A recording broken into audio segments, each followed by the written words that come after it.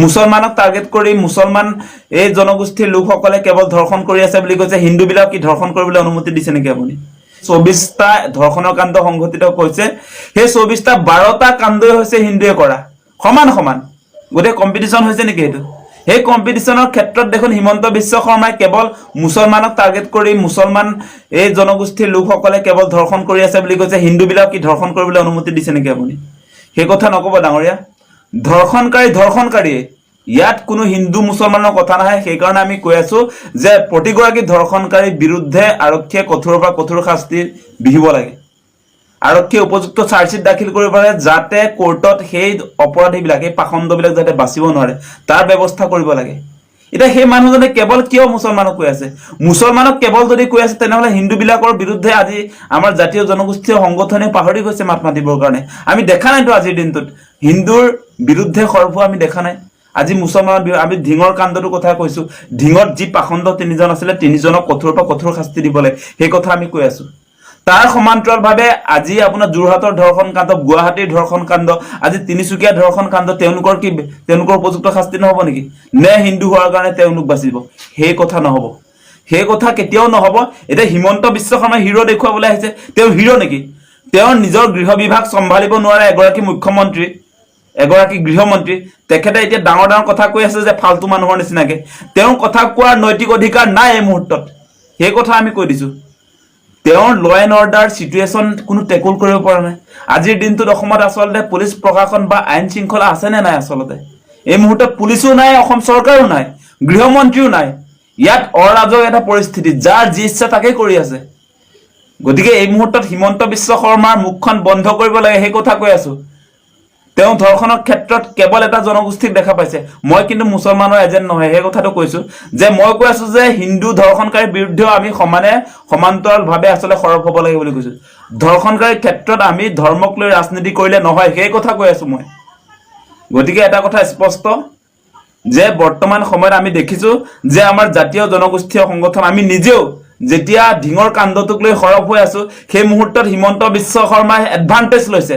তেখেতে এই মুহূৰ্তত মুছলমানক শত্ৰু হিচাপে চিনাক্ত কৰি কেৱল মুছলমানৰ বিৰুদ্ধে তেওঁ কথা কৈ আছে। মুছলমান যিবিলাক বিদেশী বাংলাদেশী আহিছে তেওঁলোকৰ বিৰুদ্ধে কঠোৰ হ'ব লাগিব। তাৰ সমান্তৰালভাৱে যিবিলাক আচলতে পূৰ্ববংগীয় আমাৰ হিন্দু বাংলাদেশী, তেওঁলোকৰ বিৰুদ্ধেও আমি সমান্তৰালভাৱে সক্ৰিয় হ'ব লাগিব। আজি NRCত যে 19 লাখ NRCৰ চূড়ান্ত তালিকাৰ পৰা বাদ পৰিছিলে, সেইবিলাকৰ চিনাক্তকৰণ আৰু বিতৰণৰ ব্যৱস্থা কৰিছে নে নাই হিমন্ত বিশ্ব শৰ্মাই? তাত মুছলমানো আছে, হিন্দুও আছে, হিন্দু বাংলাদেশীও আছে, মুছলমান বাংলাদেশীও আছে। তেওঁলোকৰ বিৰুদ্ধেও আমি সমান্তৰালভাৱে একশ্যন ল'ব লাগিব। আজি তেওঁ ডাঙৰ ডাঙৰ কথা কৈ আছে, আমি কম সেই কথা। আমি জাতীয় জনগোষ্ঠীয় সংগঠনবিলাকে কম, একশ্যন ল'ব লাগিব চৰকাৰে। আমি যিবিলাক দাবী উত্থাপন কৰিছো, আজি ধৰ্ষণকাৰীৰ বিৰুদ্ধে কঠোৰৰ পৰা কঠোৰ হ'ব লাগিব অসম চৰকাৰ, অসম আৰক্ষী। আমি কম, আমি চিঞৰি কম। হিমন্ত বিশ্ব শৰ্মাই মুঠতে আমি যি কৈছো সেইটো শুনিব লাগে, সেই কথা কৈ আছো। তেওঁ কি জাতীয় সংগঠনৰ লিডাৰ নেকি? তেওঁ যে কথা কৈ আছে, তেওঁ কথাটো আকৌ মানুহক বিভ্ৰান্ত কৰিবলৈ কৈ আছে নহয়। আমি লক্ষ্য কৰি আছো তেওঁ কেৱল মুছলমান ধৰ্ষণকাৰীৰ বিৰুদ্ধে কথা কৈছে, হিন্দু ধৰ্ষণকাৰীৰ বিৰুদ্ধে কথা কোৱা নাই। সেই কথা নহ'ব। আৰু অসমবাসী ৰাইজক আমি আহ্বান জনাম যে হিমন্ত বিশ্ব শৰ্মাই আমাৰ ইছ্যু ডাইভাৰ্ট কৰিবলৈ গৈ আছে। আমাৰ কেৱল ধৰ্ষণেই সমস্যা, ধৰ্ষণটোত আটাইতকৈ জ্বলন্ত সমস্যা।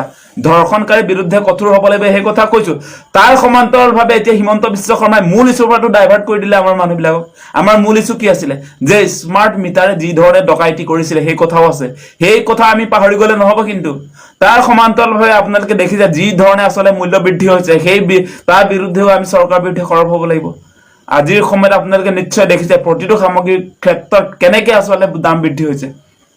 গতিকে মুছলমানক গালি পাৰি দিয়াৰ কাৰণে আমি দাম বৃদ্ধিৰ কথা নকম, সেই কথা নহয়। আমি তাৰ কথাও ক'ব লাগিব। গতিকে হিমন্ত বিশ্ব শৰ্মা বৰ্তমান সময়ত কোনো কাৰণে অসমৰ গৃহমন্ত্ৰীৰ দায়িত্বত থাকিব নোৱাৰে। ল এণ্ড অৰ্ডাৰ চিটুৱেশ্যন তেওঁ মোকাবিলা কৰাৰ ক্ষেত্ৰত ব্যৰ্থ। আইন শৃংখলা কোনো পৰিস্থিতি নাই। আজি গৃহ বিভাগ ব্যৰ্থ। আজিৰ দিনটোত অসম আৰক্ষী ব্যৰ্থ। কি অসম আৰক্ষী 25টাকৈ আচলতে স্বাধীনতা দিৱসৰ আগদিনা আলফাই বোমা সংস্থাপন কৰি গ'ল, অসম আৰক্ষীয়ে গমেই নাপালে। সেয়া স্মাৰ্ট আৰক্ষী। আৰু কিবা বোমা নিষ্ক্ৰিয় কৰিবলৈ কি হেলমেট পিন্ধি যায়? হেলমেট আৰু কি বুলি কয়, এইটো লাঠি এডাল লৈ যায় নিষ্ক্ৰিয় কৰিবৰ কাৰণে, আৰু সেইটোক প্ৰশংসা কৰে হিমন্ত বিশ্ব শৰ্মা। এই মানুহজন ফাল্টু আছে, কিন্তু একদম ফাল্টু মানুহ। গতিকে এতিয়া আপোনালোকে নিশ্চয় দেখিছে হিমন্ত বিশ্ব শৰ্মাই বাচিবৰ কাৰণে এতিয়া আমি যিবিলাক কথা কৈ আছো তেওঁ ক'বলৈ, তেওঁ কোৱাৰ অধিকাৰ নাই।